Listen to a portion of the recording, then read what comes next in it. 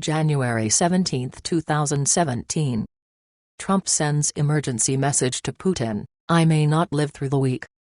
An apocalyptic-sounding Security Council (SC) report circulating in the Kremlin today states that President Putin has just received an emergency personal message from President-elect Donald Trump that, in part, says "I may not live through week," but adds, "If I do, I'll get even with these bastards and everyone will win."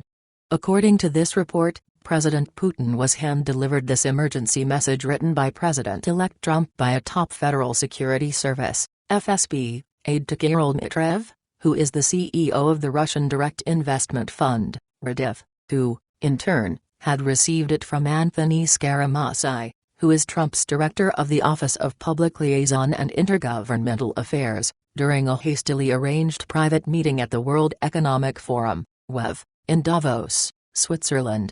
At the very beginning of President-elect Trump's emergency warning message to President Putin, this report continues, America's new leader handwrote two cryptic quotes. 1. "We shall have world government, whether or not we like it. The question is only whether world government will be achieved by consent or by conquest." That was stated by the German-born American banker James Warburg, son of Council on Foreign Relations, CFR, founder Paul Warburg, who said these shocking words when he gave testimony before the U.S. Senate Foreign Relations Committee on February 17, 1950. 2. Today the path to total dictatorship in the U.S. can be laid by strictly legal means. We have a well-organized political action group in this country, determined to destroy our Constitution and establish a one-party state. It operates secretly, silently, continuously to transform our government.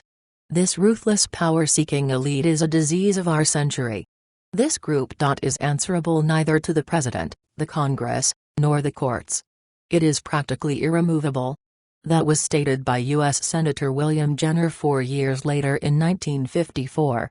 Barely a decade after these ominous warnings were given to the American people, this report explains, President Dwight Eisenhower, upon his leaving office in 1961 further warned, "In the councils of government, we must guard against the acquisition of unwarranted influence, whether sought or unsought, by the military-industrial complex.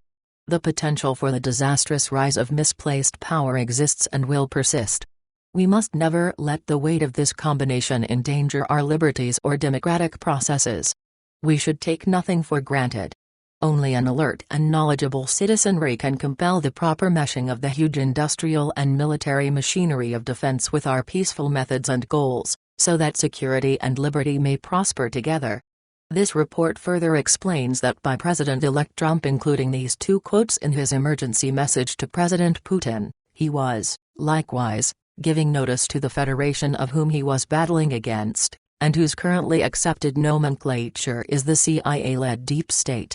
With President Obama just days ago having shockingly signed an order allowing the CIA to obtain and secretly release to the U.S. propaganda fake news mainstream media all of President-elect Trump's private phone calls, this report continues, his only secure source to communicate with President Putin was via this hand-delivered emergency message, and as he, Trump, stated in this letter, "My enemies are all around me. I wish the American people knew the truth and how much I'm depending on them."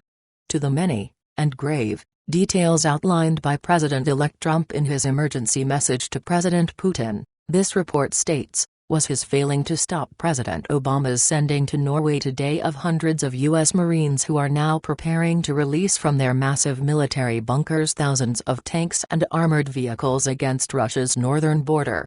Equally alarming, this report says, is that President Trump, also, said he failed to get President Obama to save ex-CIA operative Sabrina de Souza from being extradited to Italy because she simply followed the orders her superiors had given to her, and even more gravely, is warning that the decorated former CIA officer Kevin Shipp, who exposed the proof that the U.S. was vaccinating children to deliberately cause autism and revealed the climate change hoax, has now been targeted for immediate assassination too.